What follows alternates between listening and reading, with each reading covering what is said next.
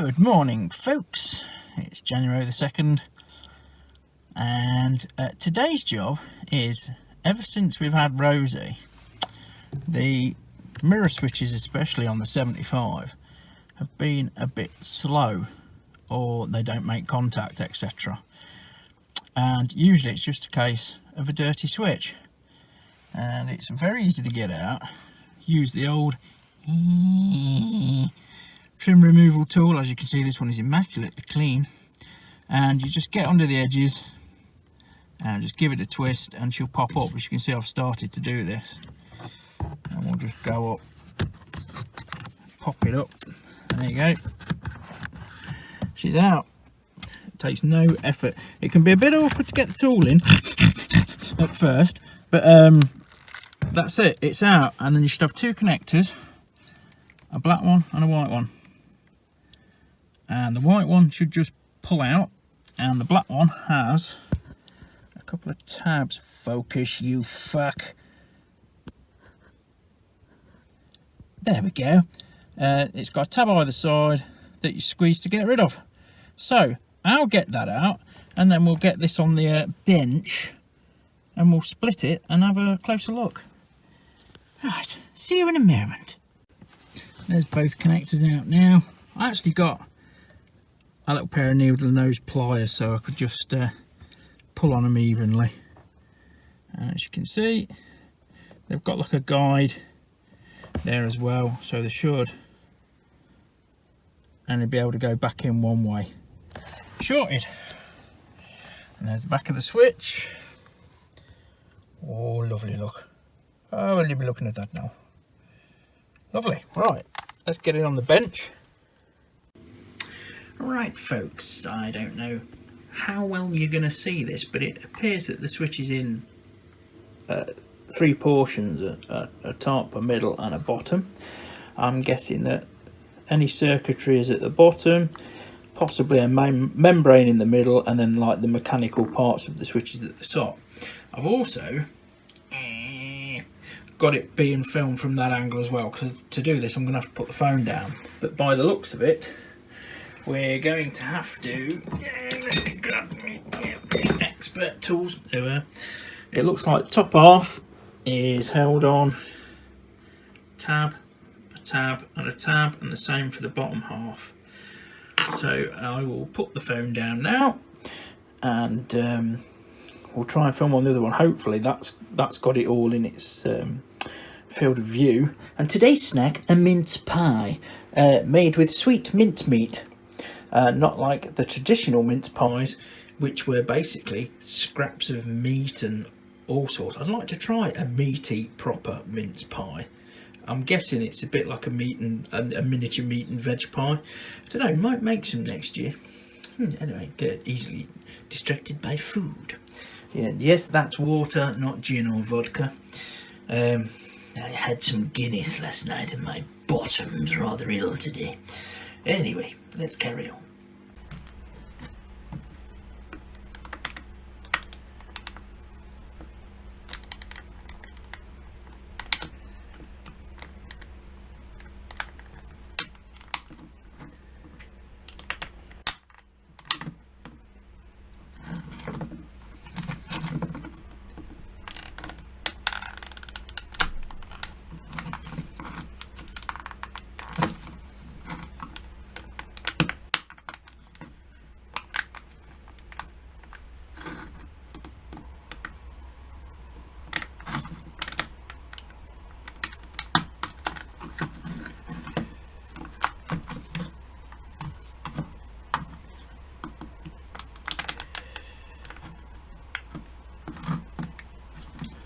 Might just need a thinner blade. There we go.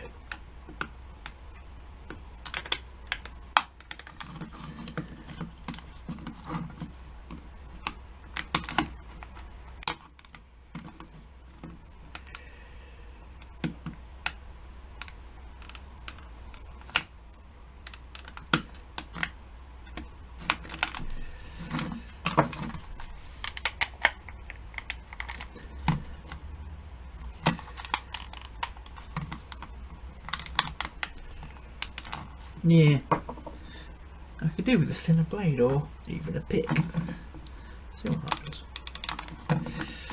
I don't want to be breaking tabs. And the ends of one of my removal tools isn't quite thin enough. And this is about the thinnest screwdriver I've got to hand. There we go, there's the top. Ooh, smeggy. Now the last owner of this car did have a dog and all that lot, and we found loads of dog hair all over the place. And as you can see, it's a bit smeggy. So we will clean that up. That was me, as you can see in there as well. I'm guessing these just pull out. Yeah, these are the selector switches for left and right. Oh yeah, feels like it's on a membrane, but we'll get a small brush and we'll clean all that up. And I'll probably get some WD or something on the rockers. The windows actually work fine, so I think it's the same again by the looks of it, to separate the bottom half. So I'm suspecting there's a membrane and then a circuit, so we shall see. Let's have a look.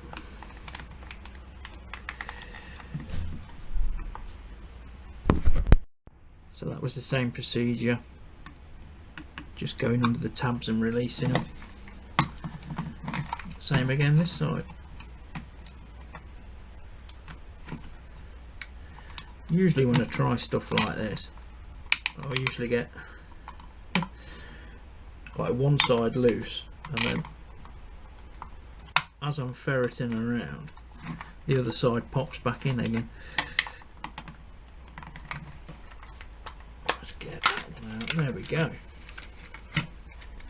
So there's the underneath. That's the child lock switch. You can see by the dust on my hands, look how bad it is. It's usually just dust ingress, stuff like that. So we'll put him there, and there we go. There's the membrane and the circuit board. Now the circuit board actually looks pretty good. There's no corrosion or anything, which can happen on door controllers, because if you've ever had to interfere with the door seal, the internal seal or anything like that, you can damage it. They can let moisture in and they can corrode. So we'll put him back where he should be, and what we've got is some cotton buds.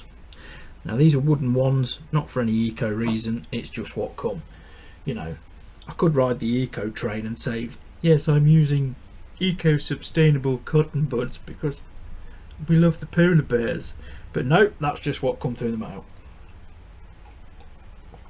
Ah, lovely. Right. Now, any kind of like rubbing alcohol,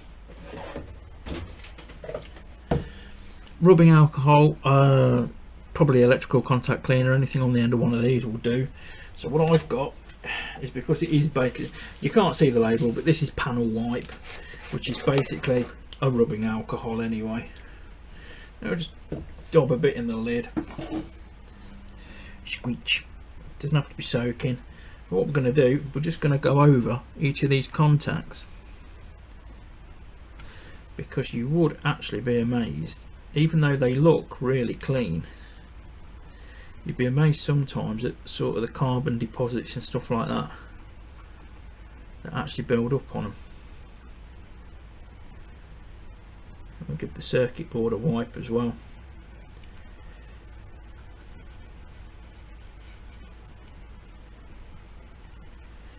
Because they do get a little bit of oxidization naturally. So we'll just give all the track runnings a wipe. Yeah, not too bad.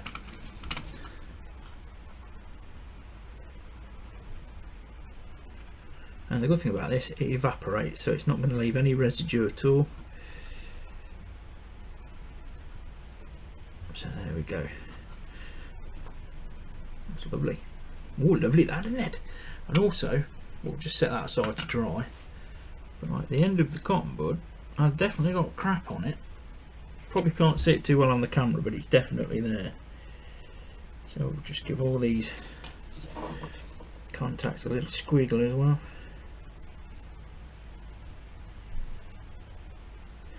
We're just trying to give it the best chance we can, really. All those like these here, and we'll blow them out too.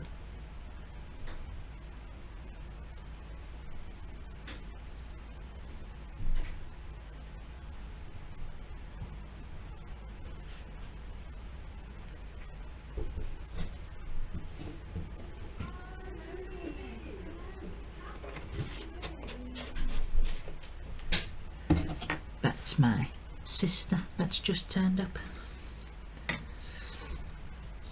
Right, put him over there.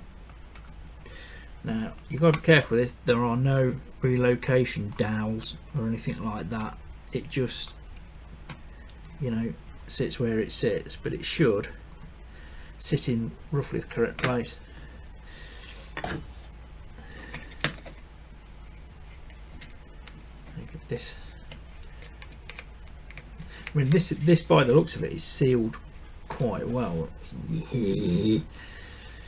But yeah, we'll give it. We'll just give it a once over, and we know it's all right. Lovely. And the good thing about this, if you do get it on you and all this lot, it yeah, you can see the difference. Look, it does evaporate.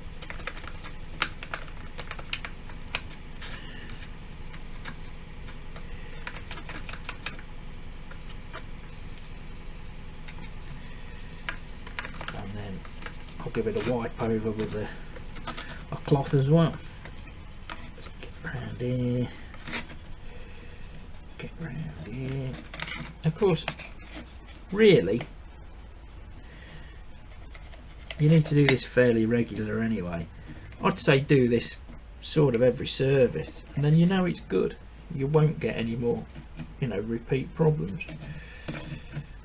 See what's coming off, look.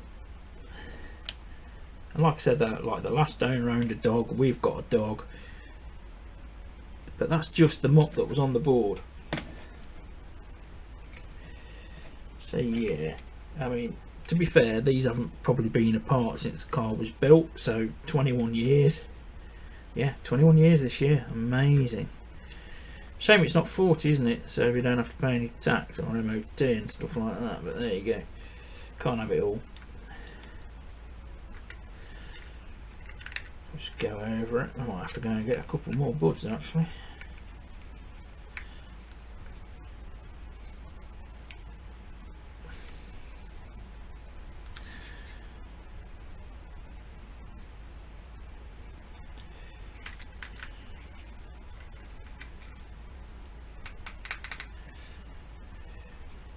The Mercedes switches are a bit like this as well, to be honest. They seem to get clagged up quite easily.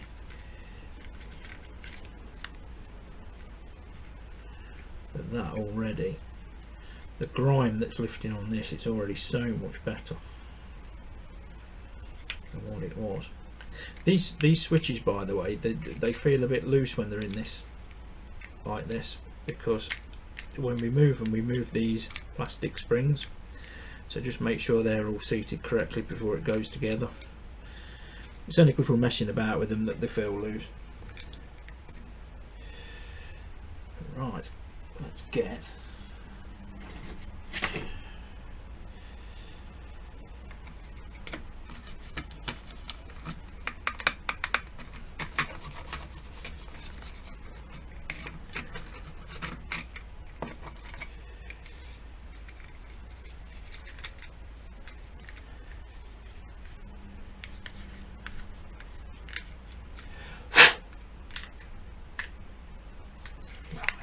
to the side.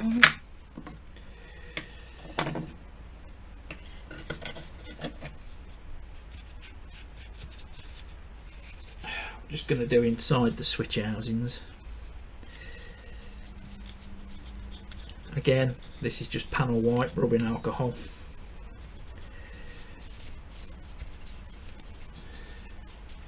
Just in the recesses. I'm not too bothered about the underneath.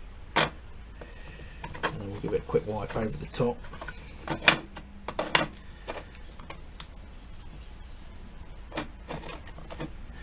Lovely.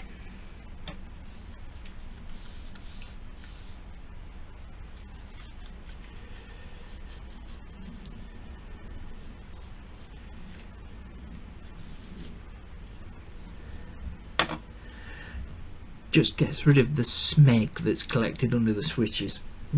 Smeg.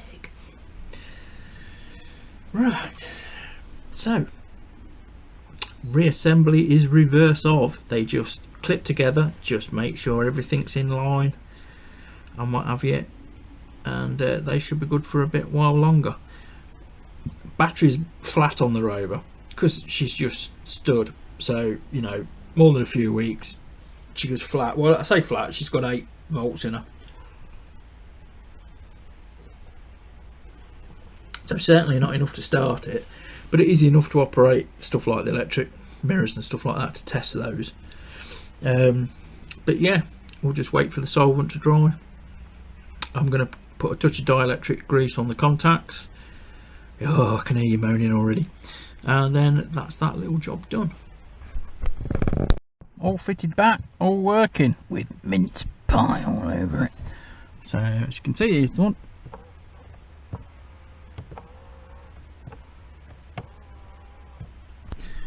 Now that hardly worry teeth, hardly worked before. So yeah, good stuff. Can't start the car because she's only got 9.5 volts in her. She's doing a new battery anyway, because we don't know how old this one is. But hopefully, yeah, she'll be back on the road soon. Can't wait. Bye guys.